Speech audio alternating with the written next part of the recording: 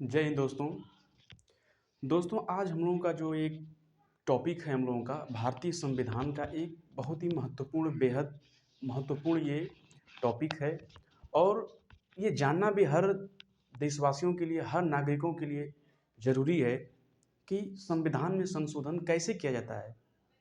क्योंकि जब हम लोगों का चुनाव जो लोकसभा का चुनाव हुआ था, तो विभिन्न प्रकार के नेताओं के द्वारा एक नारा दिया गया था 400 पार। तो आप लोगों ने कभी ये सोचा कि भाई 400 पार का ही नारा क्यों दिया गया था? 300 पार, 350 पार, 500 पार, 250 पार, इन सब चीज़ों का नारा क्यों नहीं दिया गया था? ये 400 है क्या? ये 400 सीट है क्या? संविधान का संशोधन है क्या? कैसे संविधान का संशोधन किया जाता है? तो ये सब हम लोग इस वीडियो में कवर करेंगे कि ये 400 है क्या? ये नेताओं के द्वारा 400 सीट यानी 400 का नारा क्यों दिया गया था? क्या सच में संविधान का संशोधन करने के लिए 400 सीटों की आवश्यकता होती है? तो आज हम लोगों का वीडियो इसी मकसद से बनाया गया है कि भारतीय संविधान में संशोधन कैसे किया जाता है, उसका तरीका क्या होता है, उसका प्रोसेस क्या होता है, सब कुछ या फिर नेताओं के द्वारा झूठे-मूठे हम लोगों को ये बताया जाता है कि हाँ, हमें 400 सीट की आवश्यकता है। क्या उससे कम में भी हो सकता है संशोधन कि सच में 400 पार की आवश्यकता होती है? तो ये वीडियो में हम लोग पूरी तरह से कवर करेंगे कि संविधान में संशोधन कैसे किया जाता है, क्या ये 400 पार का नारा जो है वो सच है या झूठ है? तो आइए हम लोग इसका पर्दाफाश करते हैं और शुरू करते हैं कि संविधान में संशोधन कैसे किया जाता है। तो शुरू करते हैं। तो सबसे पहले हम लोगों का टॉपिक है संविधान का संशोधन यानी कि अमेंडमेंट ऑफ द कॉन्स्टिट्यूशन। सबसे पहले इसमें हम लोगों का 3 टॉपिक आता है कि संविधान संशोधन क्या है? संविधान संशोधन क्या है? दूसरा क्या है कि संशोधन का कितने प्रकार की संशोधन किया जाता है? यानी कि ये संशोधन कितने प्रकार का होता है? कितने प्रकार से हम लोग संविधान में संशोधन कर सकते हैं? और तीसरा टॉपिक क्या है कि संशोधन संविधान का संशोधन करने की प्रक्रिया क्या है, इसका प्रोसेस क्या है। तो ये 3 हम लोगों का मुख्य हेडिंग है। इसी तीनों को अच्छे से हम लोग पढ़ेंगे। संविधान संशोधन होता क्या है, संशोधनों के कितने प्रकार होते हैं और संविधान संशोधन की प्रक्रिया क्या होती है, इसका प्रोसेस क्या होता है। तो शुरू करते हैं हम लोग कि संविधान संशोधन है क्या। देखिए, ये संविधान का संशोधन जो है वो लोग अपने मन से नहीं करते हैं। ये संविधान में लिखा गया है कि आप आवश्यकता पड़ने पर आप संविधान का संशोधन कर सकते हैं, यानी उसमें बदलाव कर सकते हैं, उसमें अमेंडमेंट कर सकते हैं। तो आप सबको लोग पता है कि संविधान में टोटल 22 भाग होते हैं। तो भाग संख्या 20 में, संविधान की भाग संख्या 20 में आर्टिकल 368, संविधान के भाग संख्या 22 में और आर्टिकल 368 में ये संसद को ये अधिकार दिया गया है कि संसद भाग संख्या 22 भाग संख्या 20 के आर्टिकल 368 के अंतर्गत संविधान में अमेंडमेंट कर सकती है। तो उसी से रिलेटेड देखते हैं कि संविधान संशोधन क्या है। तो देखते हैं कि संविधान के भाग संख्या 20 के अंतर्गत अनुच्छेद आर्टिकल 368 में संसद को संविधान में संशोधन करने की शक्ति प्रदान की गई है। ठीक है भाई, तो हम लोगों का ये पहला क्वेश्चन भी बन जाता है कि संविधान का संशोधन किस आर्टिकल के अंतर्गत, किस भाग के अंतर्गत आता है। तो भाग संख्या 20 और आर्टिकल 368 के अंतर्गत संसद को ये अधिकार दिया गया है, शक्ति प्रदान की गई है कि आप संशोधन कर सकते हैं। फिर देखते हैं, देखिए भारत का जो संविधान है ये बहुत न तो बहुत कठोर है और न ही बहुत लचीला है। ये कठोर और लचीले का मिश्रण है। ये बहुत ज़्यादा कठोर भी नहीं बनाया गया है और ना बहुत ज़्यादा लचीला बनाया गया है। ये कठोर और लचीले का मिश्रण है। तो क्या इसमें भारत का संविधान न तो कठोर है, न ही लचीला है, ये दोनों का मिश्रण है। तीसरा, देखिए हालाँकि संविधान उन व्यवस्थाओं को देखिए, अब इसमें एक और भी नियम है कि भाई कुछ भी करने से पहले देखिए हर चीज़ में आपको एक बाँध के रखा गया है, आपको एक वो पूरी शक्ति नहीं दी गई है। कुछ शक्तियों को छीन के रखा गया है कि आप संशोधन भी कर रहे हैं, तो ऐसा तो ना हो कि आप पूरा ही संशोधन करके खत्म कर दें, ऐसा भी नहीं हो सकता है। तो उसमें एक 1973 यानी कि 1973 में एक केस आया था जिसका नाम बहुत ही फेमस केस था, जिसका नाम था केशवानंद भारतीय। एक केस आया था केशवानंद भारती मामले 1973 में। ये कोर्ट ने, यानी कि जो ये कोर्ट है, हाई कोर्ट ने इसमें ये बताया था कि आप संविधान में संशोधन कर सकते हैं, लेकिन वो संविधान के मूल ढांचा को परिवर्तन नहीं कर सकते हैं। हालांकि संविधान उन व्यवस्थाओं को संशोधित नहीं कर सकता जो संविधान के मूल ढांचा से संबंधित है। यह व्यवस्था उच्चतम न्यायालय द्वारा केशवानंद भारती मामले 1973 में कही गई थी, दी गई थी। कौन सा मामला था वो? केशवानंद भारती मामला। और कौन सा सन था? 1973। 1973 में यह बताया गया था कि संसद संविधान में संशोधन तो कर सकती है, लेकिन वो मूल ढांचा में परिवर्तन नहीं कर सकती है। तो आप लोगों को लगता है कि भैया ये मूल ढांचा क्या है? क्या है मूल ढांचा कि इसमें परिवर्तन नहीं कर सकते हैं? तो मूल ढांचे का मतलब क्या है कि जैसे संविधान में क्या है, भाग 22 है। तो ये नहीं कि भाग 22 की जगह आप भाग 24 कर दे, भाग 25-26, नहीं, भाग 22 ही रहेगा। जो कुछ भी उसमें दिया है आर्टिकल 395 तो 395 ही रहेगा। उसके अंदर आप संशोधन कर सकते हैं। जैसे आर्टिकल संख्या 1 है तो 1A है तो 1AB कर सकते हैं, 1AB C कर सकते हैं, D कर सकते हैं, E कर सकते हैं।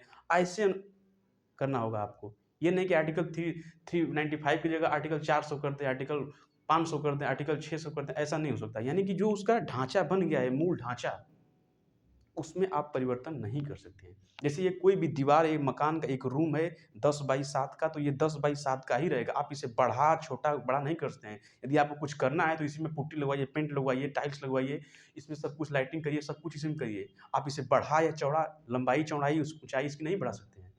तो बस सेम टू सेम वैसे ही मूल ढांचा, यानी आप उसमें अमेंडमेंट कर सकते हैं लेकिन उसके मूल ढांचे को बदल नहीं सकते हैं।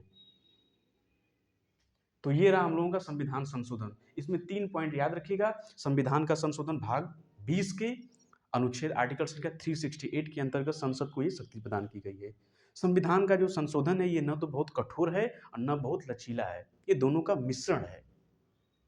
यानी कि ऐसा तो नहीं है कि हमारे 543 सीट या 545 सीट का है तो उसमें 500 पूरा का पूरा सीट लाने के लिए ही हम कर सकते हैं, नहीं। और ऐसा नहीं है कि भाई हमें 500 सीट में 543 सीट में हमें 100 सीट भी आ गई तो हम संशोधन कर सकते हैं, नहीं। इतना कठोर भी नहीं है और इतना लचीला भी नहीं है, दोनों का मिश्रण है। और इसमें ये बोला गया है कि आप कर सकते हैं लेकिन उसकी मूल ढांचे को परिवर्तन नहीं कर सकते हैं। ये किसमें बताया गया था? केशवानंद भारती मामले में 1973 में उच्चतम न्यायालय हाई कोर्ट के द्वारा बताया गया था। तो ये रहा हम लोगों का संविधान संशोधन क्या है, तो ये रहा हम लोगों का संविधान संशोधन। अब सेकेंड टाइप आते हैं मोस्ट इंपॉर्टेंट कि संशोधन के प्रकार। इस संविधान का संशोधन कितने प्रकार का होता है, कितने प्रकार से हम संविधान का संशोधन कर सकते हैं। तो आइए देखते हैं कि संशोधन के प्रकार। तो देखिए, भारतीय संविधान में संशोधन करने के लिए आप 3 प्रकार से संशोधन कर सकते हैं। कितने प्रकार से कर सकते हैं? 3 प्रकार से संशोधन कर सकते हैं। तो भाई क्या है, कैसे 3 प्रकार, कैसे कौन कौन सा प्रकार है? तो सबसे पहले देखिए, सबसे पहले संशोधन, हम संविधान संशोधन 3 प्रकार से हो सकता है। तो सबसे पहला क्या है कि संसद के साधारण बहुमत के द्वारा भी कर सकते हैं। पहला, संसद का साधारण बहुमत के द्वारा किया जाता है। दूसरा क्या है, संसद के विशेष बहुमत द्वारा किया जाता है। और तीसरा क्या है कि संसद के विशेष बहुमत प्लस आधे से ज्यादा, आधा मांगे इसलिए कर सकते हैं कि आधे राज्यों का विधानमंडल की भी स्वीकृति लेनी पड़ेगी आपको। यानी कुछ बड़ा बदलाव यदि करना है आपको तो संसद का विशेष बहुमत प्लस आधे राज्यों के विधानमंडल की भी स्वीकृति लेनी पड़ेगी, की भी संस्तुति लेनी पड़ेगी, स्वीकृति लेनी पड़ेगी। तो ये रहा हम लोगों का संशोधन का प्रकार। संशोधन 3 प्रकार से किया जा सकता है। एक साधारण बहुमत के द्वारा किया जाता है, एक विशेष बहुमत के द्वारा किया जाता है और एक विशेष बहुमत प्लस आधा राज्यों का विधानमंडल का स्वीकृति भी लेनी पड़ती है। तो ये रहा हम लोगों का संविधान संशोधन क्या है और संशोधन का प्रकार। अब देखते हैं ये पहला कि संसद का साधारण बहुमत क्या होता है भाई। ये साधारण बहुमत क्या होता है और साधारण बहुमत के अंतर्गत हम कौन कौन से बदलाव कर सकते हैं। ये भी जरूरी है कि साधारण बहुमत में पता चल गया कि ठीक है भाई, आधा कम से कम आधा रहेगा तो साधारण बहुमत, लेकिन साधारण बहुमत के अंतर्गत हमें ये सरकार कौन कौन सा बदलाव कर सकती है ये जानना भी जरूरी है जनता के लिए। यदि जनता ये सब नहीं जानती रहेगी, नागरिक नहीं जानेंगे, तो ये नेता ऐसे ही हम लोगों को बेवकूफ बनाते रहेंगे। तो ये वीडियो इसी मकसद से बनाया गया है, ये जानकारी देने के लिए। एग्जाम की दृष्टि से तो इंपॉर्टेंट है भी, लेकिन ये जानकारी के रूप में आपको बताया गया है कि संसद का 3 प्रकार सा संशोधन होता है, साधारण बहुमत, विशेष बहुमत और विशेष बहुमत प्लस आधा राज्यों की भी स्वीकृति। और साधारण बहुमत में क्या-क्या बदलाव कर सकते हैं, विशेष बहुमत में भी क्या बदलाव कर सकते हैं और थर्ड वाले में भी क्या बदलाव कर सकते हैं। तो सबसे पहला देखते हैं कि साधारण बहुमत में हम कौन-कौन सा बदलाव कर सकते हैं। तो सबसे पहले देखिए आते हैं कि संसद का साधारण बहुमत क्या होता है। संसद के साधारण बहुमत के द्वारा कैसे किया जाता है। तो सबसे पहला होता है कि संविधान के अनेक उपबंध संसद के दोनों सदनों साधारण बहुमत संशोधित किए जा सकते हैं। यानी जो संसद के छोटे मोटे बिल होते हैं, जो उपबंध होते हैं, वो संसद के लोकसभा और राज्यसभा, संविधान के अनेक उपबंध संसद के दोनों सदनों साधारण बहुमत से संशोधित किया जा सकते हैं। यानी कि लोकसभा और राज्यसभा से, लोकसभा से भी साधारण बहुमत और राज्यसभा से भी साधारण बहुमत के द्वारा। जैसे मान के चलिए कोई भी एक बिल आया, सबसे पहले आप लोकसभा में दीजिए, वहाँ पे साधारण बहुमत से पास हो गया, फिर उसके बाद राज्यसभा में ले आइए, वहाँ पर भी साधारण बहुमत से पास हो गया, उसके बाद राष्ट्रपति उस पर सिग्नेचर कर देंगे, हस्ताक्षर कर देंगे, बिल पास हो गया। ये हुआ हम लोगों का साधारण बहुमत के द्वारा पास होना। और ये बहुत बड़ी चीज़ नहीं होती, ये बहुत आराम से हो जाता है साधारण बहुमत के द्वारा। तो संविधान के अनेक उपबंध संसद के दोनों सदनों साधारण बहुमत से संशोधित किए जा सकते हैं। अब देखिए और इसमें क्या है, उपस्थित और मतदान के सदस्यों का बहुमत। अब देखिए साधारण बहुमत के अंतर्गत कितने सदस्यों की आवश्यकता होती है, साधारण बहुमत के अंतर्गत कितने सदस्यों की आवश्यकता होती है। तो देखिए इसमें क्या है कि कम से कम आधा सदस्य तो रहना चाहिए। जैसे मान के चलिए कि 100 वोट पड़ा, तो 100 वोट में कम से कम आधा यानी 50 वोट आपको, 50 प्लस 1 यानी 51 वोट आपको चाहिए। तो समझ जाइए कि आप साधारण बहुमत से पास हो गया। यानी 100 मतदान पड़े, 100 मतदान में आपको 51 मतदान सरकार के पक्ष में है, तो साधारण बहुमत से पास हो गया। आधा प्लस 1 यानी 100 में से आधा प्लस 1 यानी 100 का 50 और प्लस 1 यानी 51 मत यदि पड़ गया तो वो साधारण बहुमत से बिल पास हो गया। तो एग्जाम्पल के रूप में देखिए दिखाया गया है कि उपस्थित, मान के चलिए कि उपस्थित 300, मतदान पड़ा 150। अब 150 में से साधारण बहुमत पाने के लिए 150/2 प्लस 1 यानी कि 75 प्लस 1 यानी कि 76 वोट पाना जरूरी है साधारण बहुमत के लिए। मतदान पड़ा टोटल 150, साधारण बहुमत के लिए 150 का आधा करेंगे 75 हो गया, प्लस 1 कर देंगे 76, 76 मत यदि हो गया तो साधारण बहुमत से ये पास हो गया। तो ये रहा हम लोगों का साधारण बहुमत द्वारा। अब देखते हैं कि इन व्यवस्थाओं में क्या क्या शामिल होता है, साधारण बहुमत के द्वारा सरकार क्या क्या कर सकती है। ये देखिए बहुत ही इंपॉर्टेंट है ये जानना, क्योंकि सबको लगता है कि अरे यार सरकार के पास उतना बहुमत है ही नहीं, वो क्या कर सकती है। ये देखिए कि केवल साधारण बहुमत के द्वारा सरकार इतना सब कुछ कर सकती है, जो हम लोगों का बहुत ज़्यादा हम लोगों के लिए बहुत ज़रूरी होता है। तो आइए देखते हैं कि सबसे इन व्यवस्थाओं में क्या-क्या शामिल होता है। तो सबसे पहले क्या होता है कि नए राज्यों का प्रवेश और गठन। नए राज्यों का प्रवेश और गठन का मतलब ये है कि कोई विदेशी राज्य, कोई विदेशी देश, जैसे हो गया हम लोगों का नेपाल हो गया, भूटान हो गया, वो भारत में शामिल होना चाहता है तो बहुत साधारण बहुमत के द्वारा वो आ सकता है। हम लोगों का संसद आराम से उसको कर सकती है, नए राज्यों का गठन और उसका प्रवेश। दूसरा, ये सब साधारण बहुमत के द्वारा पास हो सकता है। अब आते हैं संसद में गणपूर्ति। संसद में गणपूर्ति का मतलब क्या है कि संसद में एक अनिवार्य सदस्यों की संख्या होनी चाहिए। ये नहीं कि संसद का सत्र चल रहा है और आप सब लोग संसद घर पे बैठ रहे हैं, कोई आ ही नहीं रहा है। तो एक गणपूर्ति होती है, कम से कम 1/10 सदस्यों की उपस्थिति होना ज़रूरी है। तो इसके लिए भी संसद एक विशेष, एक साधारण बहुमत के द्वारा एक बिल लाती है, पास करती है, जिससे एक अमेंडमेंट बन जाता है, एक अधिनियम बन जाता है कि गणपूर्ति यानी कि 1/10 सदस्यों का होना जरूरी है। तो पहला क्या हुआ, संसद नए राज्यों का प्रवेश और गठन। दूसरा क्या हुआ, क्या संसद में गणपूर्ति, संसद में गणपूर्ति। अब तीसरा देखिए क्या होगा कि राज्य विधान परिषद का या उसकी समाप्ति का, गठन या उसकी समाप्ति। राज्य विधान परिषद, देखिए विधान परिषद क्या क्या क्या होता है, जैसे एक राज्यों का एक विधान मंडल होता है, उस विधान मंडल में विधानसभा होती है और विधान परिषद होती है। यानी कि आप एग्जाम्पल में उत्तर प्रदेश का देख लीजिए, तो उत्तर प्रदेश में क्या है कि विधानसभा भी है और विधान परिषद भी है। विधानसभा में 403 सीट है और विधान परिषद में 100 सीट होती है। विधानसभा के सदस्यों को विधायक कहते हैं और विधान परिषद के सदस्यों को एमएलसी कहते हैं। तो संसद अगर यदि चाहेगी तो विधान परिषद का भी निर्माण कर सकती है। हालांकि उस राज्य में यदि आवश्यकता हुई तो विधान परिषद के भी निर्माण किया जा सकता है साधारण बहुमत के द्वारा, और उसका समाप्त भी कर सकती है। यदि राज्य को लगे, राज्यपाल राष्ट्रपति को ये बता दे कि नहीं भाई इसकी आवश्यकता नहीं है, तो संसद उसको खत्म भी कर सकती है, समाप्त भी कर सकती है। तो नए राज्यों का प्रवेश, संसद में गणपूर्ति और राज्य विधान परिषद का गठन या उसकी समाप्ति कर सकती है। अब चौथा इसमें बेहद इंपॉर्टेंट है कि संसद सदस्यों के वेतन एवं भत्ता, यानी कि जो भी सांसद हैं उसका वेतन भत्ता, उनको जो जो सुविधाएं मिलती है, यदि सरकार को लगेगा कि ये भाई फिजूल खर्च कर रहे हैं तो वो उनको कम कर सकती है। ये देखिए, साधारण बहुमत के द्वारा ये कम हो सकता है, लेकिन सरकार कभी ऐसा करेगी नहीं, क्योंकि एक सांसद एक बार भी यदि जीत जाए तो जिंदगी भर पेंशन पाता है। यदि सरकार चाहे तो एक साधारण बहुमत के द्वारा एक बिल पास करके ये सब कुछ फिजूल खर्चे को रोक सकती है, लेकिन सरकार कभी ये सब नहीं करती है और हम जनता को केवल बेवकूफ़ बनाती है और इसके सिवा कुछ नहीं करती है। फिर देखिए, संसद सदस्यों के वेतन एवं भत्ता, यानी जो जो भी उसको बहुत सारा फायदा मिलता है वो सरकार यदि चाहेगी तो कम कर सकती है एक साधारण बहुमत के द्वारा। पांचवा क्या है, नए राज्यों का निर्माण एवं उसके क्षेत्र सीमाओं और संबंधित राज्यों के नामों में परिवर्तन। ये भी देखिए इंपॉर्टेंट है। देखिए, अमेरिका जैसे देश, ये जो बहुत ही समृद्धशाली है, उसमें पता है आपको कितना राज्य है? 50 राज्य हैं, 50 से भी ज़्यादा राज्य हैं। और हम लोगों का भारत में देखिए 28 राज्य हैं।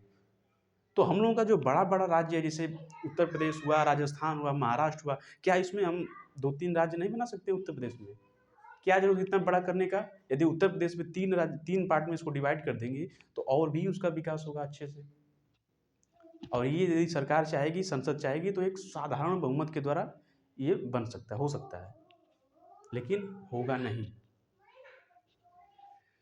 तो पाँचवाँ क्या हुआ, नए राज्यों का निर्माण एवं उसके क्षेत्र सीमाओं या संबंधित राज्यों के नामों का परिवर्तन। यानी कि 10 जिला को मिलाकर एक राज्य का निर्माण हो सकता है। कौन सा? साधारण बहुमत के द्वारा हो सकता है, इसको कोई बहुत तामझाम करने की आवश्यकता नहीं है। फिर आते हैं उच्चतम न्यायालयों में अवर न्यायाधीशों की संख्या। ये देखिए, जो हम लोग का हाई कोर्ट होता है, वो जज की कमी के कारण बहुत सारा केस जो है पेंडिंग ही रह जाता है, जजों की कमी के कारण। यदि संसद चाहे तो एक साधारण बहुमत के द्वारा ये न्यायाधीशों की, अवर न्यायाधीशों की संख्या बढ़ा सकती है। सोचिए, ये साधारण बहुमत से द्वारा केवल हो सकता है, इसमें पूर्ण बहुमत या विशेष बहुमत की आवश्यकता नहीं है, केवल साधारण विधेयक के द्वारा ये सब हो सकता है। राजभाषा का प्रयोग हो सकता है। 5वीं अनुसूची, अनुसूचित क्षेत्रों एवं अनुसूचित जनजातियों का प्रशासन, यानी 5वीं अनुसूची क्या मतलब होता है कि पूर्वोत्तर, यानी कि हो गया हम लोगों का मेघालय हो गया, उसके बाद नागालैंड हो गया, उत्तर मतलब पश्चिम मतलब पूर्वोत्तर पूरब का जो राज्य है, 3-4 राज्य को छोड़कर, यदि राज्यपाल राष्ट्रपति को सुझाव दें कि यहाँ पे आदिवासियों के लिए एक सुरक्षित सुरक्षा प्रदान किया जाए, तो वो भी बहुत आराम से साधारण बहुमत के द्वारा हो सकता है। फिर आते हैं, संसद में प्रक्रिया नियम भी बदल सकती है। उच्चतम न्यायालय के न्याय क्षेत्रों को भी ज़्यादा महत्व दे सकता है, उच्चतम न्यायालय को भी बना सकती है, यानी कि देखिए उत्तर प्रदेश में हाई कोर्ट है, चाहेगी तो हाई कोर्ट 2-3 और हाई कोर्ट बन सकता है। ये सब भी हो सकता है केवल साधारण बहुमत के द्वारा। और संसद में अंग्रेजी भाषा का भी प्रयोग हो सकता है साधारण बहुमत के द्वारा। तो कहने का मतलब ये है, और भी इसमें बहुत सारे पॉइंट होते हैं जो केवल साधारण बहुमत के द्वारा पास हो सकता है, लेकिन ऐसा होता नहीं है। और इन सब चीज़ों की सख्त आवश्यकता है इस टाइम हमारे देश में, है कि नहीं? आप सभी लोग बताइए, है कि नहीं है? बहुत सख्त आवश्यकता है इन सब चीज़ों की, और ये सब केवल संसद के साधारण बहुमत के द्वारा पास हो सकता है, बहुत आराम से। इसमें कुछ भी, कोई विपक्ष कुछ भी नहीं कर सकता है, केवल सरकार के बाएं हाथ का काम है ये सब। तो ये रहा हम लोगों का संशोधन का प्रकार, ये रहा हम लोगों का साधारण बहुमत के द्वारा ये सब होता है। तो आप लोग बताइए कि वीडियो कैसा लगा। यदि अच्छा लगा तो वीडियो को लाइक कर दीजिए, सब्सक्राइब कर दीजिए, और कमेंट करके बताइए कि क्या ये संसद का विशेष बहुमत भी का वीडियो आना चाहिए या नहीं आना चाहिए। आना चाहिए तो कमेंट में यस करके बताइए कि हाँ लाया जाए, नहीं आना वीडियो यदि आपको पसंद नहीं।